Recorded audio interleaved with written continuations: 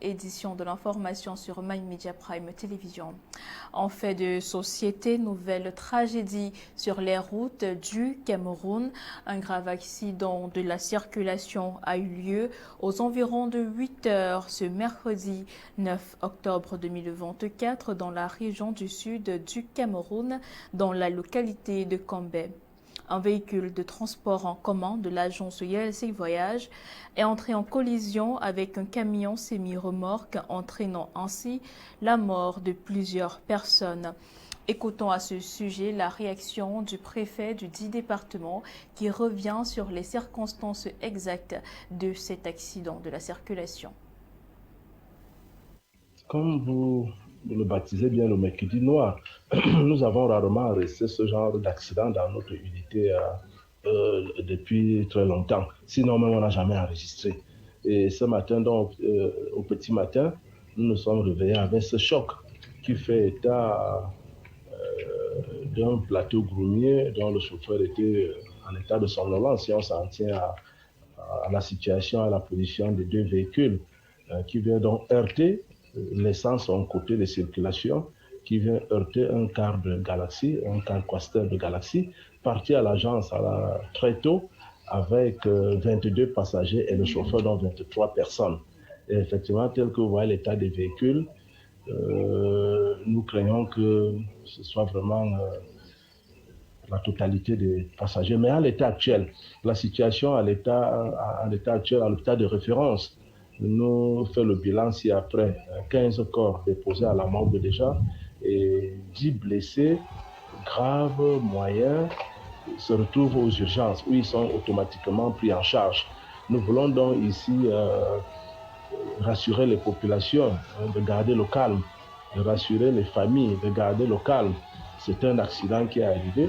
Les enquêtes ont été enclenchées ce matin et vont établir les responsabilités des uns et des autres.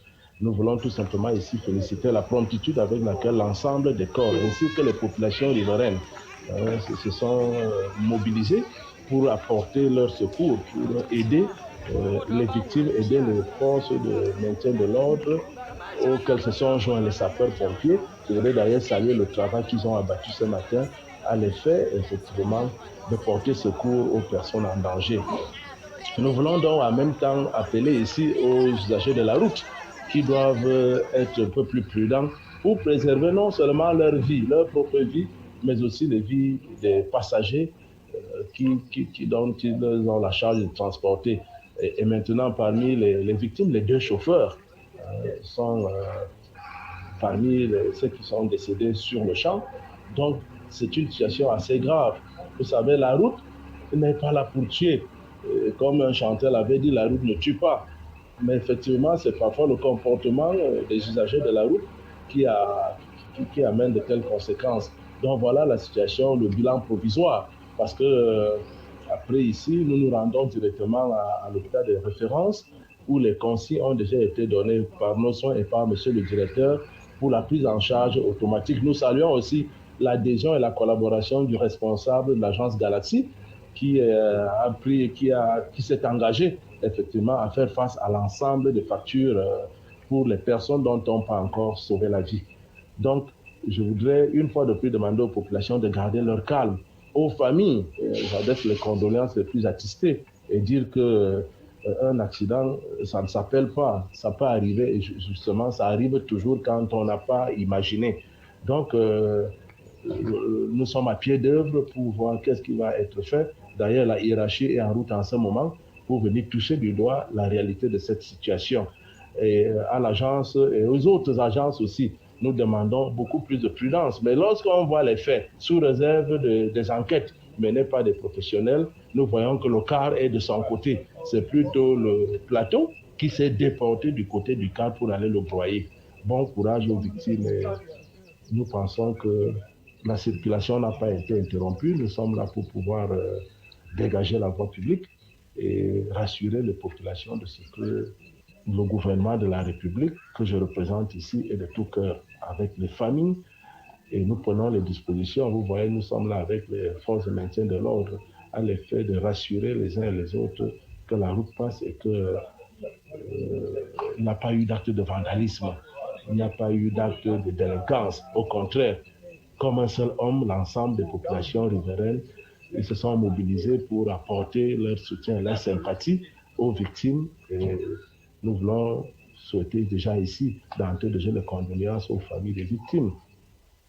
Et puis rassurer les blessés et leurs familles que tout est mis en œuvre pour qu'on les prenne en charge et qu'on les soigne. Donc voilà comme premier message. Maintenant, le bilan définitif, on le fera bien évidemment d'ici la fin de la journée ou d'ici demain matin. Nous reviendrons avec cette information dans nos prochaines éditions de l'information sur My Media Prime Télévision. Et en attendant, la rédaction de My Media Prime souhaite ses sincères condoléances à toutes les familles endeuillées. Le président de la République, son Excellence Paul Biya, se porte bien et rejoindra le Cameroun dans les prochains jours. Tels sont les propos des membres du gouvernement ce 8 octobre 2024 par voie de communiqué, mettant ainsi fin aux rumeurs évoquant l'état de santé critique du chef de l'État, Jean-Paul Kébin.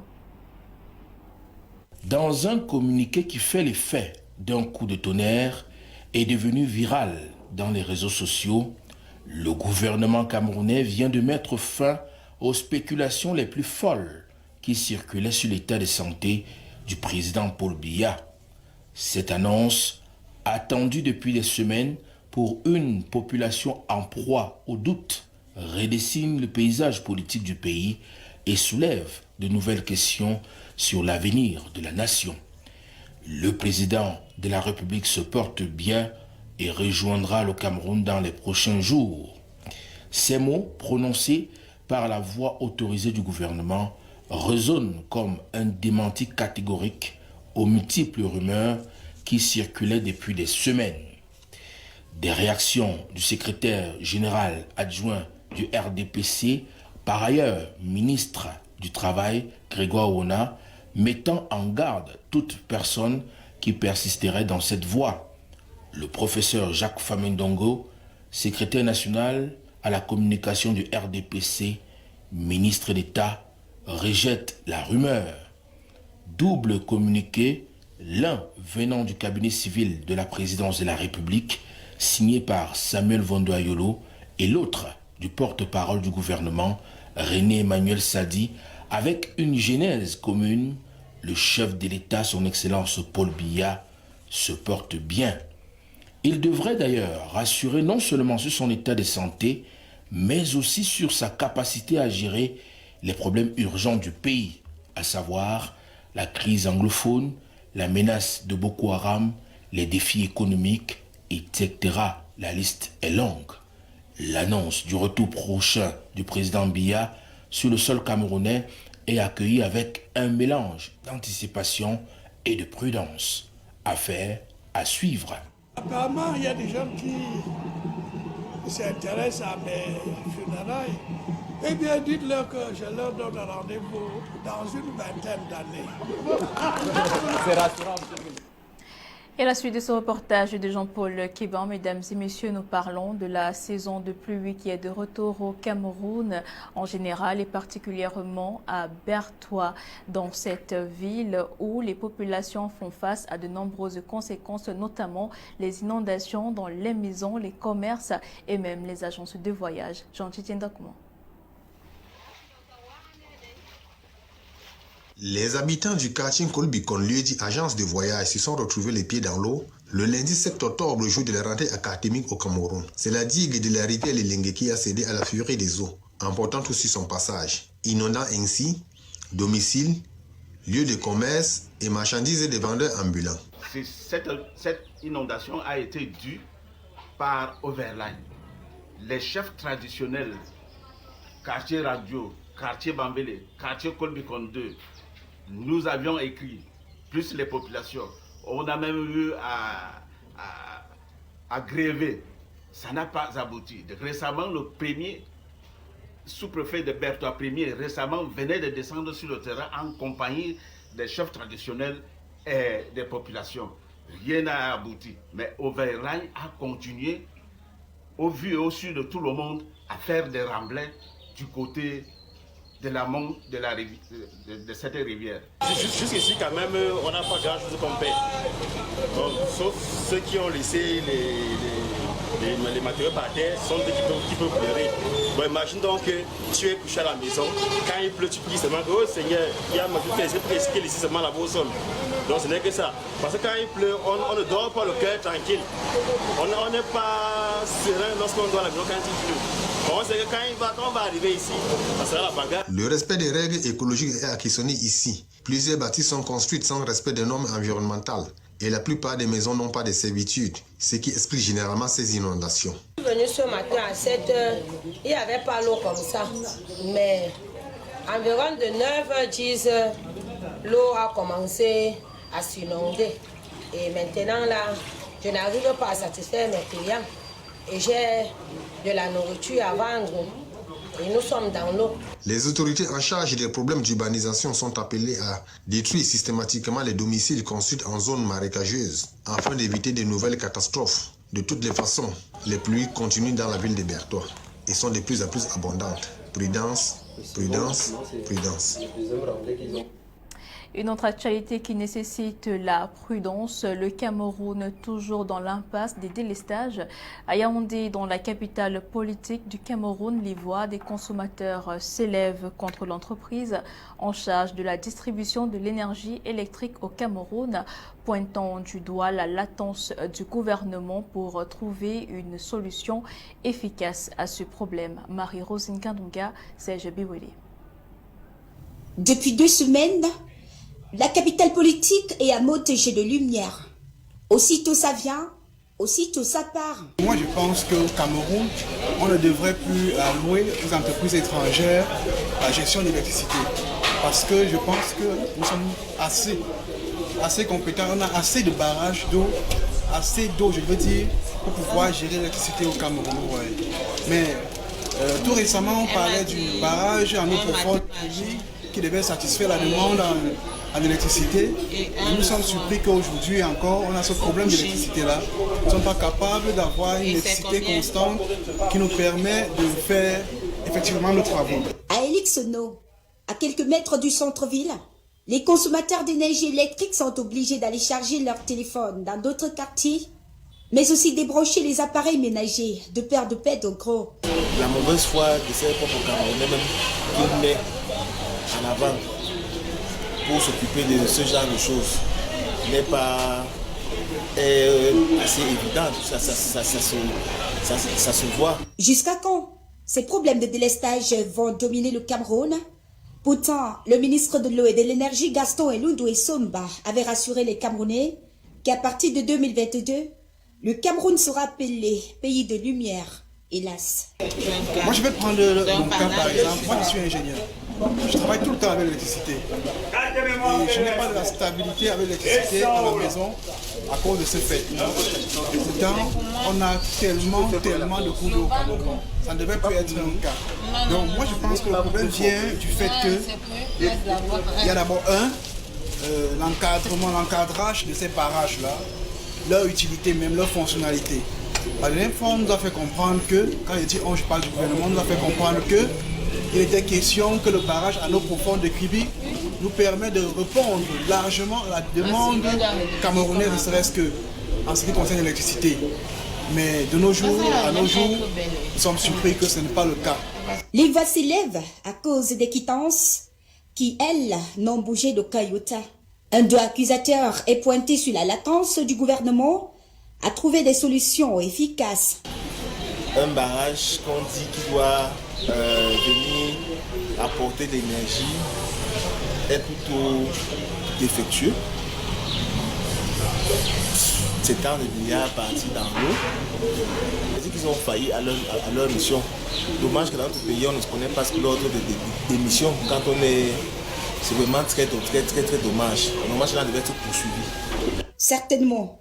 Il est temps de se pencher vers les énergies renouvelables, c'est-à-dire les lampes solaires. En attendant, c'est Néo qui fait la pluie et le beau temps à Yaoundé. À quelques semaines de la célébration du GON 2024, plusieurs activités sont organisées sur l'ensemble du territoire national, à l'instar de la journée du réseautage de la femme Bamoun du littoral, organisée dans la ville de Douala. Durant cette journée, une jeune fille talentueuse a captivé l'intérêt de nos reporters Hermine Dolo et Desli Machuchu. Qui est-elle? Réponse dans cet élément. Ce samedi 5 octobre, dans la ville de Douala, nous assistons à la journée de réseautage de la femme Bamoun, un événement qui permet à la femme et à la jeune fille de montrer leur savoir-faire et de partager leur expérience. Et en parlant d'expérience, celle de Sudika n'est pas grande, mais innovante. La jeune élève en classe de terminale se démarque en démontrant le processus de fabrication de ces pagnes et foulards qu'elle confectionne avec amour. Ça fait déjà 2 ans, pendant les grandes vacances, j'allais en vacances à Fumban et je me formais pendant ce temps. Donc les vacances de 3 mois, dès qu'on donne les vacances, je pars au village et je me forme. Bon, depuis que je suis petite, je suis passionnée par l'artisanat. Et en plus de ça, j'ai ma fille grand-mère qui faisait dans les choses comme ça. Bon, quand j'ai grandi, ma mère m'a raconté. Et puis j'ai dit, hey, pourquoi perdre ce patrimoine familial? Et c'est pour ça que je me suis lancée dans ça. Parce que beaucoup pensent que le travail, c'est seulement au bureau. Donc nous, les mamans, on les encadre, on les fait savoir aussi que dans l'artisanat, on peut gagner son pain quotidien. C'est ça. En cette période de classe, la jeune fille nous confie que le tissage d'un pagne peut lui prendre plus de 3 semaines, mais moins lorsqu'elle est en vacances. Si jeune est passionnée par cet art et ce patrimoine familial, elle reçoit le soutien de sa maman.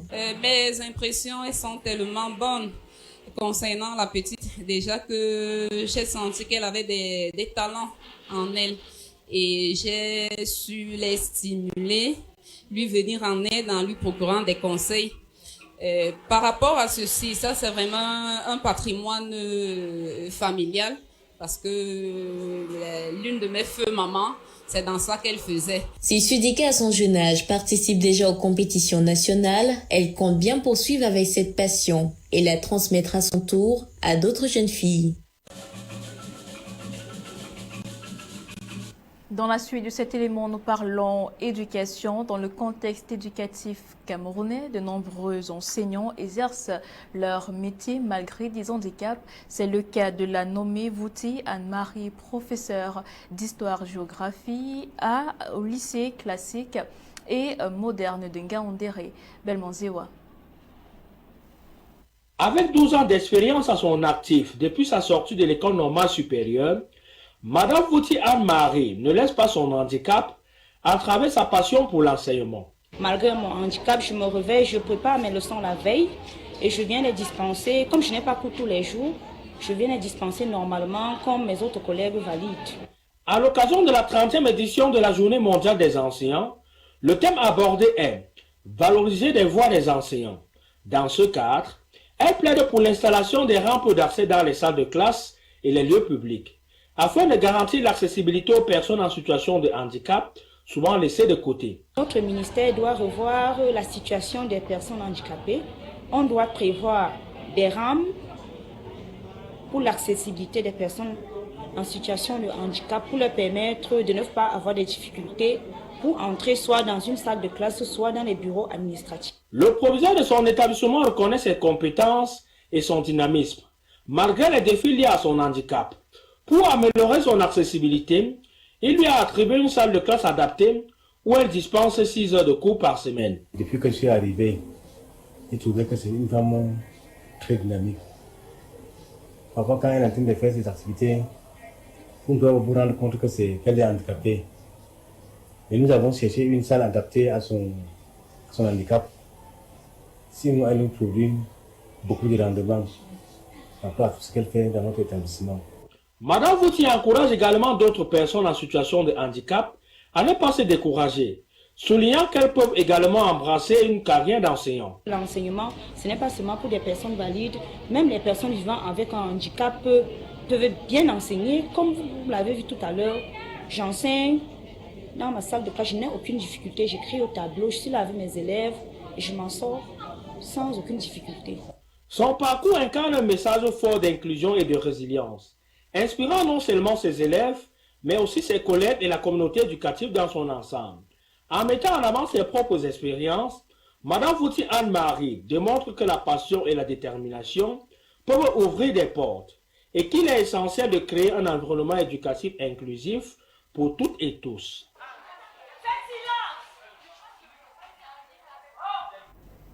Le travail décent au service du développement durable et de la paix au Cameroun, c'est le thème de la Journée mondiale du travail décent célébrée le 7 octobre dernier. C'est en présence des partenaires intervenant dans la promotion du travail décent au Cameroun que Grégoire Owona, ministre du Travail et de la Sécurité sociale, a présidé l'édition 2024 de cette journée du côté de Yaoundé, dans la région du centre du Cameroun. Dans son discours de circonstance, le membre du gouvernement a rappelé que le travail décent est gage de productivité et d'efficacité, de valeur primordiale pour l'économie du Cameroun. Écoutons à ce propos cet extrait sélectionné par Inès Mengue. Le pays célèbre les valeurs du travail décent et le pays poursuit son programme pour réaliser le travail décent, qui inclut un certain nombre de valeurs qu'on vous a déjà évoquées. Et donc l'une des plus importantes, c'est le dialogue. Une fois que les gens se mettent ensemble, ils peuvent être plus productifs. Et lorsque les entreprises sont plus productives, elles ont de grands bénéfices, elles peuvent réinvestir. Et lorsqu'elles réinvestissent, elles créent des emplois. Il n'y a pas de miracle. S'il n'y a pas de travail, s'il n'y a pas de productivité, on ne peut pas avancer. Donc voilà ce que nous célébrons, un certain nombre de valeurs liées au travail décent et l'économie du Cameroun. C'est une valeur transversale qui touche tous les secteurs de l'économie. Parlons de la marche pacifique pour la paix et le développement durable à Kambé, dans la région du nord-ouest du Cameroun. Les habitants de cette partie du pays, à leur façon, expriment leur gratitude au gouvernement. Quentin Etapé.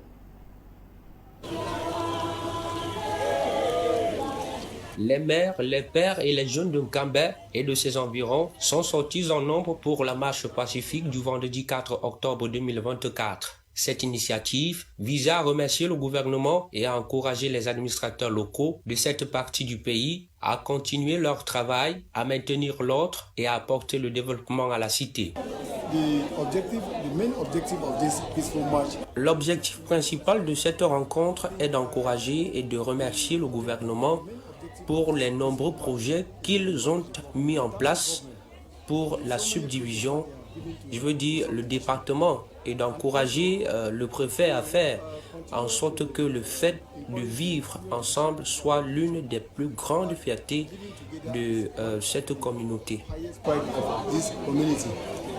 En recevant la population dans son bureau, le préfet du département de Ndongué-Mentoum a salué ce geste et a accepté la lettre de soutien de ses habitants au gouvernement qu'il a promis de transmettre au président de la République, son Excellence Paul Biya. Je suis Camerounais et heureux de l'être. Je suis préfet et je suis très heureux d'être ici à Kambé. Le pays aime la paix. C'est ce que nous disons tous les jours. J'ai reçu votre message et je l'enverrai au chef de l'État. Et je vous encourage également à lutter pour la paix en Kambé.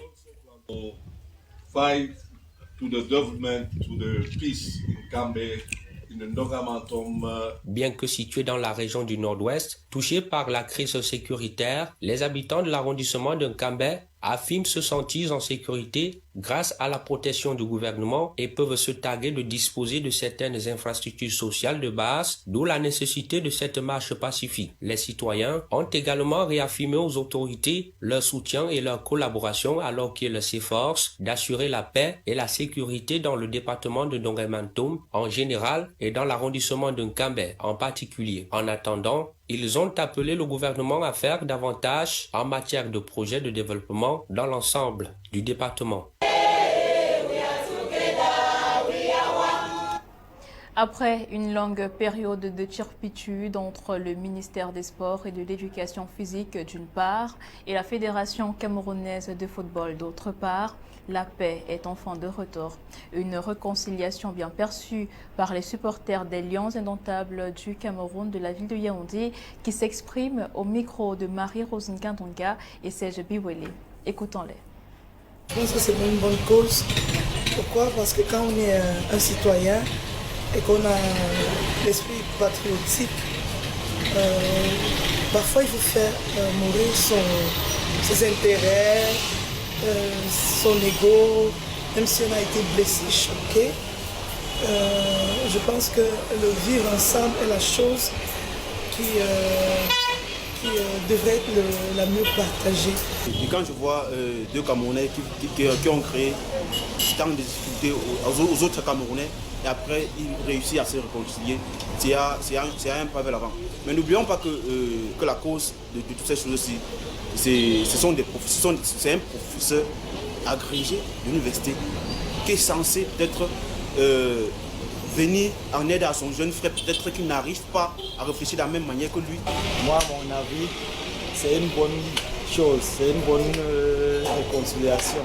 Pourquoi? Parce que c'est inutile de faire les guerres inutiles.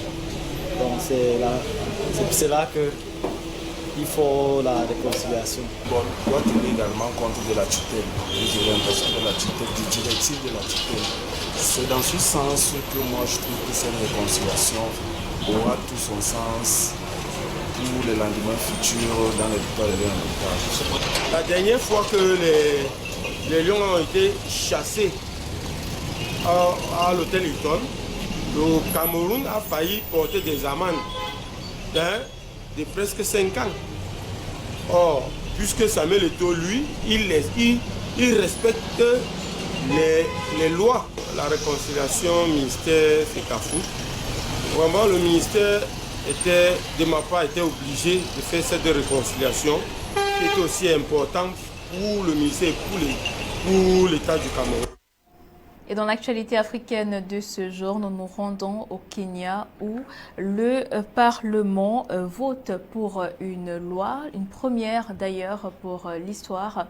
Il s'agit de la destitution du vice-président pour une première fois dans l'histoire. Il a été accusé d'abus de pouvoir dans un drame politique sans précédent qui a transpercé la nation. Il est accusé de corruption, d'insubordination, d'atteinte au gouvernement et de pratiques de politique de division ethnique, entre autres accusations. Une décision approuvée par 281 députés sur les 349 que compte l'Assemblée nationale du Kenya, soit plus des 2/3 requis. Et voilà qui referme ce journal pour le compte de cet après-midi. Mesdames et messieurs, merci de nous avoir suivis. Restez en compagnie de nos programmes qui se poursuivent sur My Media Prime Télévision avec l'édition de l'information en langue anglaise à 18h30 exactement. Quant à nous, retrouvez-nous demain même heure pour une autre édition du journal. D'ici là, portez-vous bien. Bye bye.